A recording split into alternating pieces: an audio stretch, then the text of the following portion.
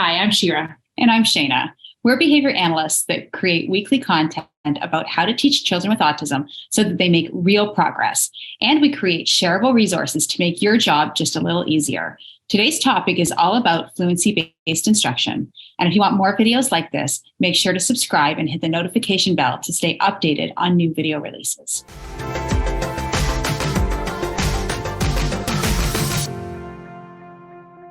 So back when I was in school, I'm not going to say how long ago that was, we used multiplication tables that we had to memorize. And I remember being in grade 4, having to go through all of that timed multiplication tables. I found it so intimidating. But you can ask me any one of those questions today, and I'll still remember it because I learned it to fluency when I was 10. And I see now that they've changed how they teach math. My own children did not go through that system. They did not have to memorize their multiplication tables. They were doing a language-based math curriculum. And I find them in their teens still asking me to remind them what 7 times 8 is. And they really don't have their multiplication tables to fluency. And that does affect how they learn other things and how easy it is to remember certain concepts. And so today we're going to talk about why fluency is important and how we can use it in our programming. So did any of you just go 56 when Shira said 7 times 8? First thing I thought of, because I was taught math to fluency as well. And I see that when my daughter is doing fluency, or when she's doing math right now, it takes her forever to do a couple pages of math because those beginner skills aren't fluent. And we're seeing that a lot in the classroom as well. And when I go in and I see students and they're struggling, and a lot of these kids have escape-related behavior. Again, my own daughter, she will try and avoid different things because she can do them, but she's not fast at them. So she really just doesn't want to do them because she'd rather be doing something else for sure. So I guess the question is, what is precision teaching? And people call this thing, and are they the same thing? What does that actually mean? So for those of you who don't know, precision teaching is the same thing as fluency-based instruction. It really is a system of teaching us in applied behavioral analysis. It utilizes exact measurements and data to guide instruction and curricular choices. So what does it really mean?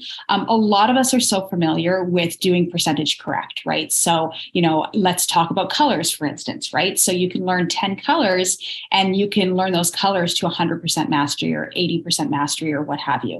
But if someone has learned their colors to 100% mastery, but it takes them 2 minutes to say 10 colors, to maybe tact 10 different colors, I would argue that that's not really fluent. They're still really thinking about it, but the graph shows 100%. So what do you do? So that's where precision teaching comes in, or fluency, right? So it's about rate. It's about the quickness of it and how accurate and how quickly you can do 10 colors. So if I can say tact, label 10 colors in 10 seconds, I'm fluent. If it takes me 2 minutes, I'm not fluent. So that's really what precision teaching is in a kind of example point of view. And when we talk about skill acquisition being the flip side of behavior management, right, we see a lot of challenging behavior because as a result of a skill deficit. So it might be really hard for a child to use their words. It might be really hard for them to read a paragraph in a book, and we're asking them to do things, and that's where we're seeing all these behaviors. And if we can get all those replacement skills to fluency, if it becomes quick and easy for them to use their words and quick and easy for them to read a paragraph, then we're building up that skill and then decreasing the challenging behavior. So it doesn't just have to be there, like Shayna said, as a skill. It doesn't just have to be there to mastery, but it has to be quick and easy. Otherwise, it's not going to be doable for our students. It's going to be much quicker and easier for them to use the challenging behavior. People ask me a lot, well, what would you use fluency for? It's only for academics, or it's only for this, or it's only for that. And Shira is shaking her head right now. And it's not. I use it a lot. I still have to say I do a lot of percentage correct, but I also do fluency. Some people actually just start with fluency and do fluency right from the get-go, and that's all they do. I usually do percentage correct only because that's the way I was raised. That's what I know. But then, once students are correct with things, but they're still slow, that's when I'll bring it to a timing. So I'll time certain skills then. But yes, you can start out with fluency as well. I use it for things like math, as we've already said, and reading, but I'll also use it for things like fine motor skills and gross motor skills. I'll also use it for life skills. So I guess, what are some examples? So Shira, we talk about fine motor all the time. One of the examples I love is social skills. Now, social skills it's one of those skills that we can teach and teach and teach, but a social environment moves so quickly. And if we're not teaching those skills to fluency, then they're going to take too long. And by then, the other kid has moved on. And so one of the programs that we teach to fluency is a commenting program. And so we might teach comments and, it could take a couple minutes for them to learn those comments and go back and forth and use them naturally, but then putting it to a timer so that even if it's not the most natural way to teach it, just getting those comments to fluency means that they'll have a bank of those responses that are natural, that they come easily. They don't have to think about it. And that really just builds up their ability to respond quickly in a social situation. So things like we talk about the comment, or reciprocal comment. So if I said, my name is Shayna, Shira's natural comment would be, my name is Shira. Or my shirt is red, and my shirt's not red, my shirt's green, but my shirt is green, and she says, my shirt's blue, and we go back and forth, and they're reciprocating those comments.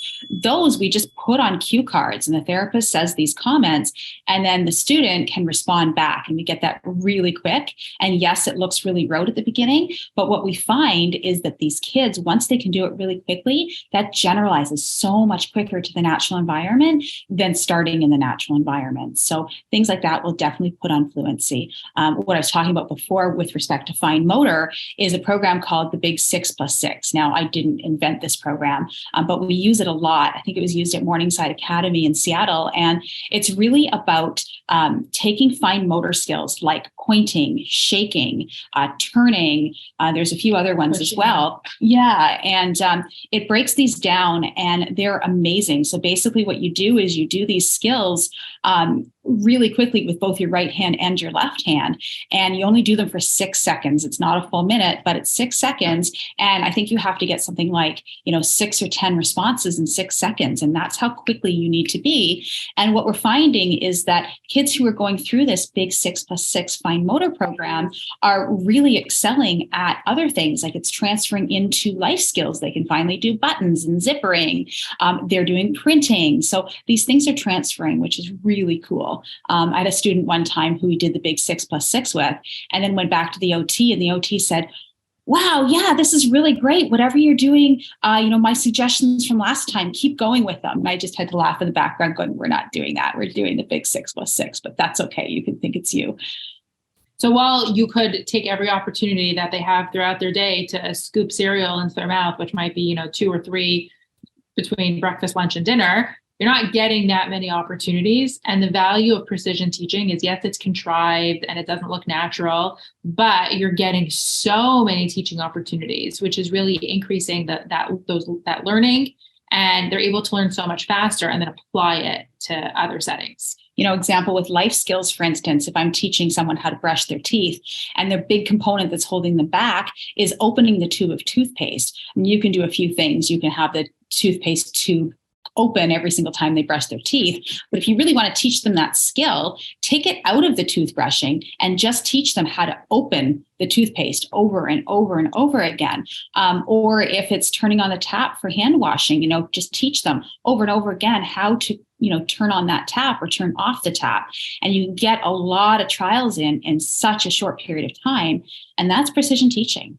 And you can make it fun. All you really need is a timer. Like, I think people find it intimidating to think about precision teaching and standard acceleration charts and rates and all of these complicated terms. And it doesn't have to be that complicated. All you really need is a timer. And tell the student, we're playing a game. We're going to play the game called Beat Your Time. And let's see how many types of food you could tell me in 10 seconds. And then how many types of cards you could tell me in 10 seconds. And let's see, last time you got 5, let's see if you can get 6. And you can make it really fun. And I find that students really love this game. Like, they actually enjoy it. I've had some kids who, I'm taking data, I'm charting, the kids' progress. And sometimes I'll use the standard acceleration chart and don't tell real precision teachers that I don't always use a standard acceleration chart. Sometimes I'll just use a bar graph to graph the rate. And students see me doing this and they say, can I try?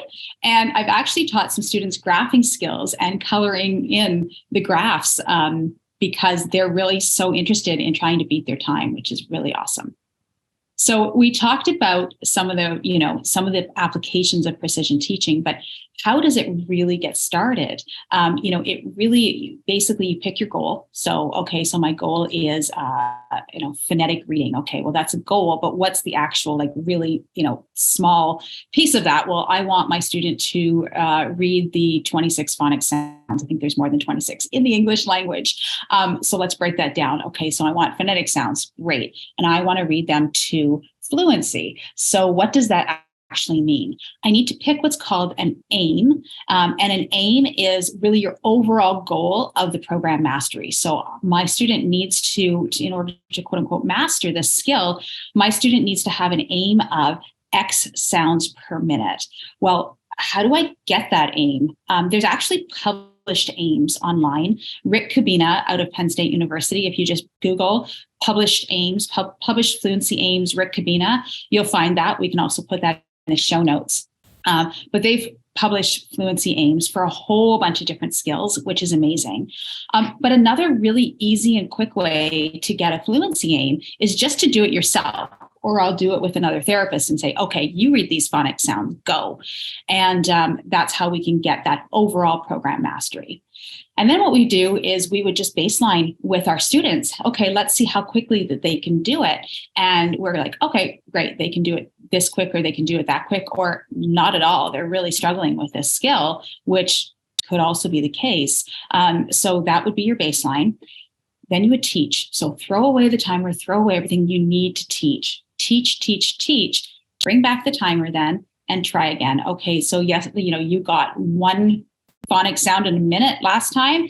This time, your goal, not your aim is your overall program, but your goal is what's your point today? So my goal today only is 2. Beat your time from last time. Great. You got 4. That's amazing. You got 4. That's what you mark on your chart or your graph. And then go away, you teach it, come back the next day. Okay, great. Yesterday, your goal was 4 and you got it. Today, your goal is 5. And that's it. Just one up from the day before. Sometimes it's not even about one up. Sometimes it's just about minimizing errors. So maybe, they're doing a really great job and they're doing it pretty quickly, but they had 7 errors. Well, you know what? Your goal tomorrow is to get 6 errors and then 5 errors and do it that way as well. So basically you want to pick your pinpoint behavior, right? So what are you trying to teach, right? Teach that baseline, teach it, measure it, keep going, keep setting those goals. So you're really thinking about probing that scale. And then the goal keeps changing. So if today the goal was 4, then it might be 5, and then it might be 6. So it's a constantly, dynamically evolving goal, which is great because it keeps changing with the student's skill and it keeps improving with them. I love the example of the errors in reading because I think sometimes we forget that how many errors a student makes is important. They can't just read and, not be doing it correctly. And then you're constantly correcting them. So if you want to really get reading to fluency, even if they're sounding it out correctly, but they're making a lot of mistakes, then it's important to target those errors to fluency. One of the most common mistakes that I see people make during fluency-based instruction is not teaching in between. And I think, Shira, you hit the nail on the head when you said probe, right? So people know that they need to be graphing or charting, but they want to put that timer on every single time. And really that timer should really just be your probe. So stop the timer, teach, your teachers teach, and then turn the timer on and probe. So making sure that you get that teaching aspect in there as well, or the program won't work. So there's lots of different researchers. If you want more information about fluency-based instruction, there's lots and lots of people who do this. probably way better than Shira and I. The first person who comes to mind is Ogden Lindsley. He is like the person for precision-based teaching. He passed away a while ago, but I actually had the opportunity to meet him, and he was phenomenal. He taught me about standard acceleration charting, and he was just a really awesome dude who wore little neckties all over the place, and he was great. Carl Binder was a teacher back in the 80s and 90s. He's got a lot of research on fluency-based instruction. Rick Cabina is the person now. Michael Maloney, he's out of Canada. He does a lot of academic precision-based teaching. He's got a lot of curriculum with math and reading and spelling. We did a podcast with him as well. You can check out that podcast with Michael Maloney.